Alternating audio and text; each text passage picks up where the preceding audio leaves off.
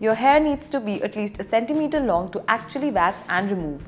In case you've applied moisturizer on your legs, clean them using a damp cloth since moisturizer forms a barrier and makes it harder to pull out the hair.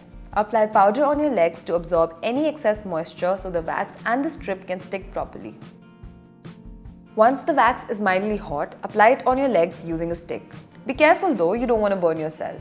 Make sure you apply the wax in the natural direction of your hair growth. Stick the sheet, rub it, and pull it in the opposite direction of the hair growth. If you're just starting out, concentrate on smaller areas and make sure to pull your skin taut to make it less painful. Ask your mom or a friend to help out if you're finding it difficult to wax areas that are hard to reach like the back of your legs. Apply aloe vera gel once you're done. It helps soothe your skin and also doubles up as a moisturizer.